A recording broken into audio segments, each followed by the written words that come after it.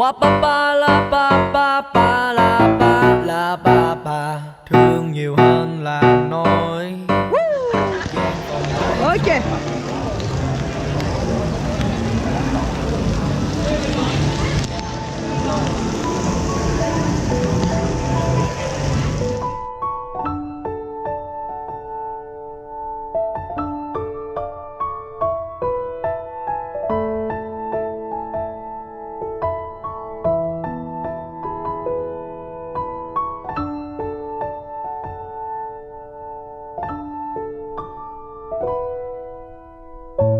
Ngày mệt nhoài muộn phiền trôi qua, giật mình nhìn lại thấy anh đã xa. Lâu rồi cũng chẳng biết nhớ nhung yêu thương một người, rồi bỗng một ngày như trở về tuổi 20 là khi anh thấy ánh mắt vào nụ cười.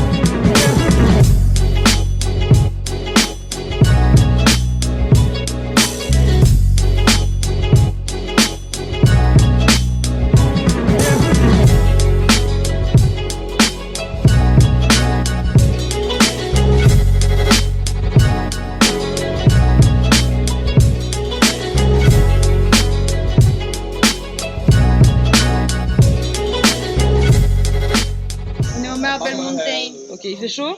Non. Ouais. Mettez-vous d'accord. Mais si, il fait chaud. Il fait moins chaud que hier matin, mais il fait moite. Moi, j'avoue, ma elle est dégueulasse. Bah ouais, mais non, mais si tu te colles à moi, en plus, t'étales ma moiteur sur moi-même.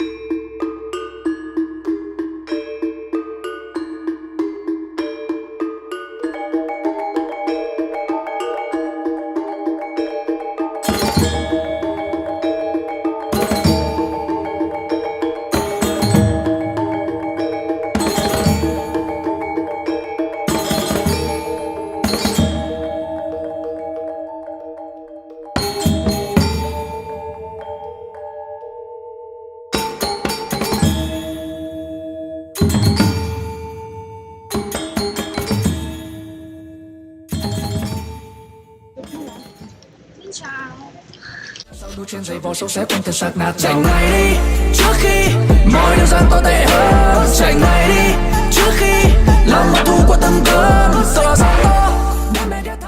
Belle invention quand même. Là, tu parles de quelle invention là du ventilateur, hein, on est d'accord. C'est bien ça. Không còn ai cạnh bên em ngày mai, tạm biệt một tương lai ngang trời. Yeah.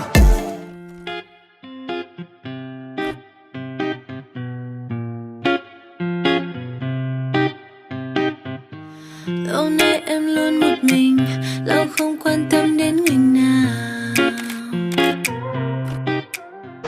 Nice. 4 animals that are sacred in Vietnamese culture. Turtle, longevity. Dragon, representing power. Unicorn, representing status. And phoenix, representing happiness. Yêu hay không yêu, không yêu hay yêu nói một ai. Bên nhau hay thôi, chỉ một lời. Không yêu yêu hay không yêu, không yêu hay yêu nói một lời thôi. Nếu anh có yêu nói đi ngại gì.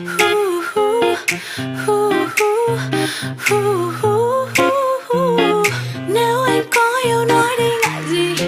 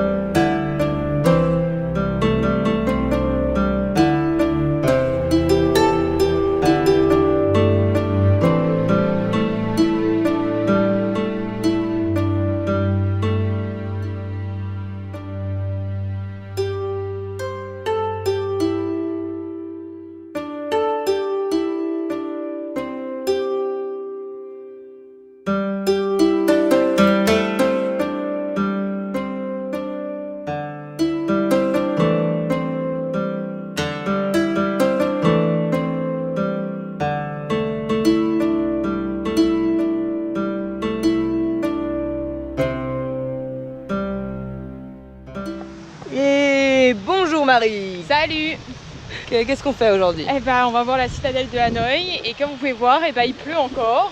Voilà. Hier, on vous a dit qu'il faisait beau et en fait, ça a duré 5 minutes. Anh cứ nghĩ rằng em không biết những điều anh làm đằng sau lưng em.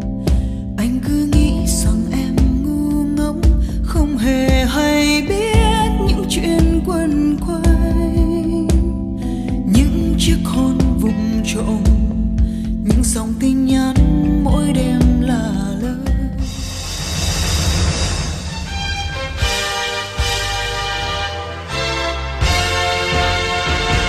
Quân Việt Nam đi chung lòng cứu quốc, bước chân dồn vang trên đường âm người xa. Cờ in máu chiến thắng mang hồn nước, súng vơi xa trên khúc quân hình ca.